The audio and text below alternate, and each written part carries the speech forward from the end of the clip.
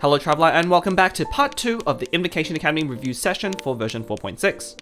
In case you missed it, I already went over my early impressions on the balance changes and new action cards in part 1, so make sure to go check that out if you haven't already. Overall, I'd say most of those evaluations were pretty on point, with Taramaru being a little bit worse than I thought, and Rainbow Macarons ending up being a little bit better, but not by too much. But today, we'll be going over the new characters, and this new patch introduced some pretty crazy ones for sure. As usual, we'll be going over each of their kits in detail, and I'll also give you a deck suggestion to try. Alright, sneaking in first is the long-anticipated Kuki Shinobu. Kuki's skill gives you a status with 3 uses. Then, once around, whenever your characters are swapped, you'll deal 1 electro damage and heal the character that's taken the most damage by 1. Reminder that taken the most damage is not always lowest HP if you're playing with characters than less than 10 max HP. If Kuki is at 6 or more HP when she uses this skill, then she'll deal 2 piercing damage to herself. Her burst costs 3 dice and 2 energy and simply deals 4 electro damage while healing herself for 2.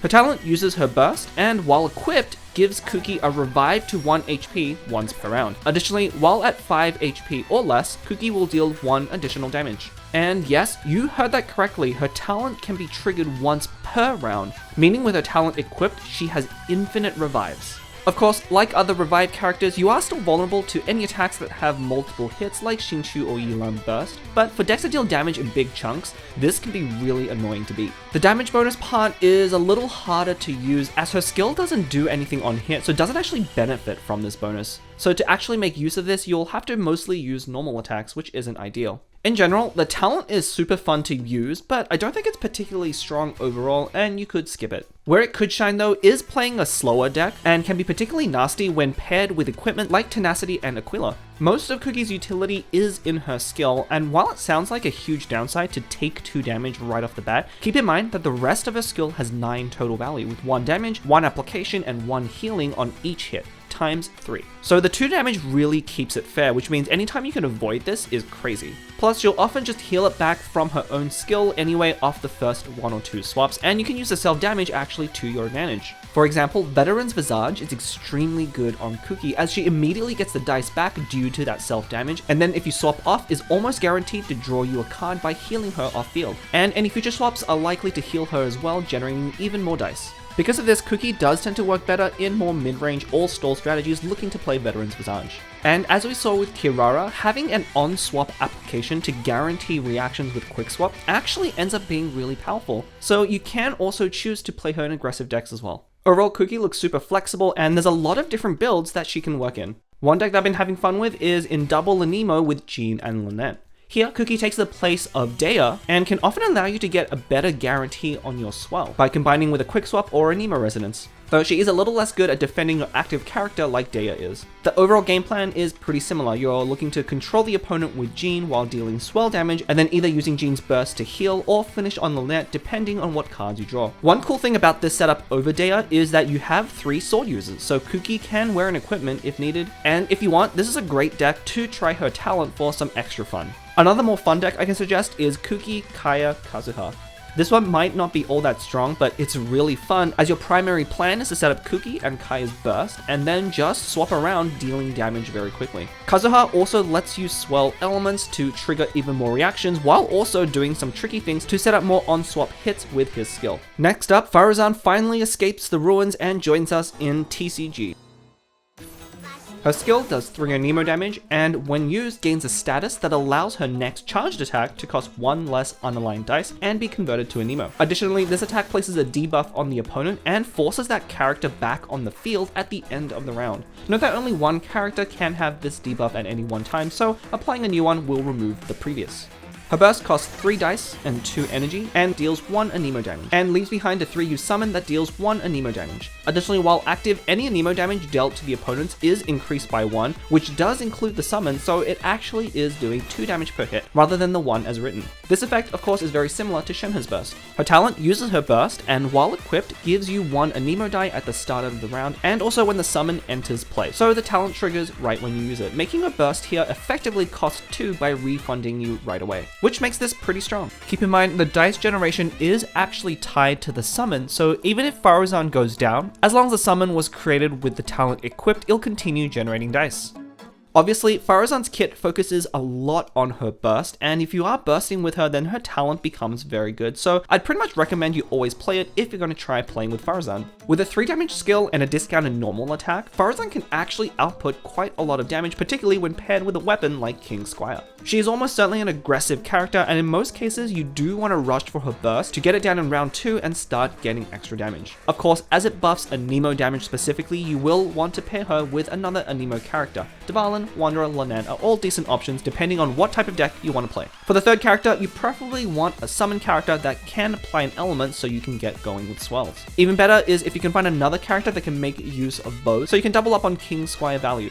And what better character to do that than Lyney, giving us Lyney, Faruzan, Lynette. Lyney and Faruzan are both great aggressive characters who of course make use of King Squire, and with Lyney and Lynette we have Fatui Conspiracy at our disposal, which lets us swell more than just Pyro, well, some of the time. I recently featured this deck, so if you want to see the deck in action, definitely go check out the stream highlight.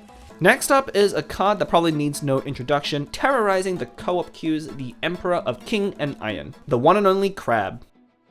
Crab has only 6 max HP, but does start with a 5-point shield for an effective 11 starting health. Now the shield mechanic gets a little complicated, so we'll talk about that after the skills. Its skill deals 1 pyro damage and additional 1 damage if the crab has 7 or more shields already. After dealing damage, it will gain 2 additional shields. Its burst costs 3 dice and 2 energy and is a prepare skill, but with the initial cast doing nothing. Then the follow-up hit deals 2 piercing damage to off-field characters and 1 pyro damage to the active character, plus 1 additional for every 2 stacks of shields rounded down. So for example, if Crab has 18 shields, then you're dealing 10 damage to the active character. Just know that the damage is calculated only when the follow-up hit lands, so your opponent can decrease your shield during the preparation. Okay, so how do you actually increase the shield? Well, there is of course the skill, but the main way you'll build shields is that the crab will eat any shield statuses on your side, and for each one consumed, add 2 shield points to its own. This effect applies to both character shields, for example Tenacity, and even shields from prepare skills like Beidou or Candace. It also of course works with standard shield abilities like Toma's skill and burst, Lila, and shields from Crystallize. Pretty much anything with the shield icon. But one important thing to keep in mind is that Crab doesn't care how big each of these shields are. Any status eaten will always add 2 stacks regardless of the size of the shield. This means, for example, Toma and Diona's skills, which normally only add 1 shield, will still give Crab the 2 carapace shields, making these quite efficient. On the other hand, if you buff an existing shield status with something like Georez, well, because that adds stacks onto the same shield status, when the crab eats this, you won't actually get the additional 3 from the Georez, just 2 still, so don't try this. The last way of stacking shields is with Crab's talent, which costs 1 Pyro, and when equipped, will immediately apply Pyro to the crab, which you can use as kind of a cleanse. Note that because it's an equipment, you can do this even if the crab is not active. While equipped, whenever a shield status other than the carapace is removed, which could be by damage or being eaten by crab, the talent gives you an extra 2 shields once around. Assuming you already have another way on your team to add shields, which if you're playing crab you almost certainly do, the talent is one of the most efficient ways to get shields and only costs 1 die, with the ability to sometimes cleanse, making it one of the highest value defensive cards in the game. If you've played with or against crab, you'll know that games with and without the talent feel completely different. Basically, never play crab without the talent card. Okay, as I said earlier, there's a lot of complexity with the crab shield, and we're about to go into some pretty niche interactions. First, because the crab shield is a character status, note that playing defensive effects like Lotus Crisp or Day of Resistance will always attach itself after the shield, which means that when crab takes damage, it first subtracts that damage from the carapace before the defensive effect, making them pretty useless. But there is a way around this. One thing you may notice while playing crab is that whenever crab eats a shield, the old status is actually destroyed and replaced with a new one. This actually has a really important implication, as it allows you to reorder your shield statuses on the character. So for example, if you use a Lotus on the crab and then you consume a shield after playing Lotus, then the Lotus will come before the carapace, which is what you want. Now, this sounds pretty hard to set up, but there is one other oddity with the shield, which is that you might notice when the round begins, the crab doesn't eat your shields immediately. Instead, it needs to wait until you've finished performing your first action. But an action here doesn't just mean a skill only, it can be playing a card from your hand or tuning a card as well. Only once you've played that first action does the crab gobble up the shields. So why is this important? Well, Here's the thing, if the first action you perform on your turn is putting an effect like Lotus or Day of Resistance on the crab, and you have shields to eat, then immediately after playing your card is when the crab will eat those shields, letting you move that carapace status behind the barrier effect right away. So keep this in mind when playing crab. You can still use Lotus, but you have to make sure that if you play it on crab, it's the very first action that you do before even tuning or playing any other cards. And if that wasn't complex enough, keep in mind when the crab uses his elemental skill, this doesn't refresh the status and simply adds on to the existing one, so you can't use the same trick.